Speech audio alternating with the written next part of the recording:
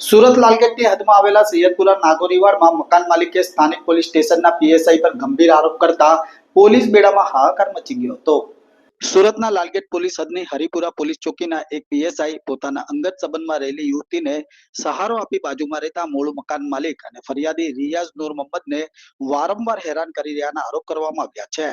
આ યુવતી વારંવાર 112 અને 181 હેલ્પલાઇન નંબર પર કોલ કરીને ખોટી ફરિયાદો નોંધાવે છે, જેના આધારે પોલીસ ફરિયાદીને સતત ત્રાસ આપતા હોવાની વાત સામે આવી રહી છે. ફરિયાદીનો દાવો છે કે તે મકાનનો માલિક હોવા છતાં યુવતી મકાન પર કબજો જમાવવાનો પ્રયાસ કરી રહી છે અને તે માટે આ પીએસઆઈની મદદ લેવામાં આવી રહી છે. જ્યારે રમજાન જેવા પવિત્ર મહિનામાં પણ ફરિયાદીને કલાકો સુધી પોલીસ સ્ટેશનમાં બેસાડી રાખવાના આરોપો કરાયા હતા, જે બાબતે ફરિયાદીએ સુરત પોલીસ કમિશનર સુધી રજૂઆત કરી હોવા છતાં હજુ સુધી કોઈ પણ સ્પષ્ટ કાર્યવાહી ન થતા અનેક સવાલો ઉભા થયા છે. આખરે ફરિયાદી મકાન માલિકે મીડિયાનો સહારો મેળવી સમગ્ર હકીકત દર્શાવી કાર્યવાહી કરવાની માંગણી કરી હતી. મારું નામ મોહમ્મદ રિયાઝ નૂર મોહમ્મદ નાગોરી.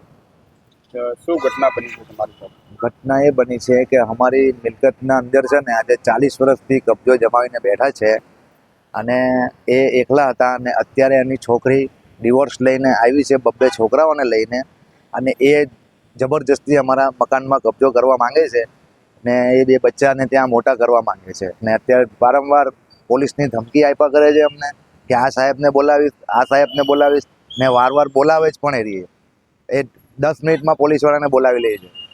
કયા વિસ્તારની ઘટના છે અને આ પોલીસ સ્ટેશન આપણે લાગે લાલગેટ પોલીસ સ્ટેશન અને અમારું લાગે સૈયદપુરા નાગોરીવાડમાં રહેવાનું.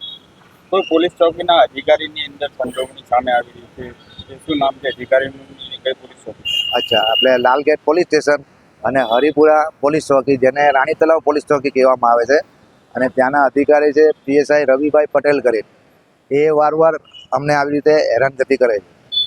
રમજાન મહિનામાં પણ તમારી સાથે એ લોકોએ કલાકો સુધી બેસાડી હા, રમજાન મહિનામાં 8 કલાક સુધી બેસાડી રાખેલા અમને, અને રોજો ખોલવા પણ નહીં જવા દે અને નમાઝ પઢવા પણ નહીં જવા દે.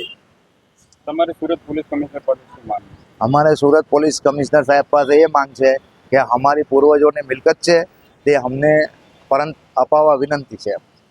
જે મકાન છે એમાં કોઈ ગેરકાયદેસર પ્રવૃત્તિઓ બી ચાલી રહી છે? હા, ચાલી રહી છે, ગેરકાયદેસર પ્રવૃત્તિઓ ચાલી રહી છે. એના વિડીયો બી અમારી પાસે છે કે એ પાછળની વાડીમાંથી પતરા ઉપરથી ચડીને માણસ ઘર સુધી આવે છે.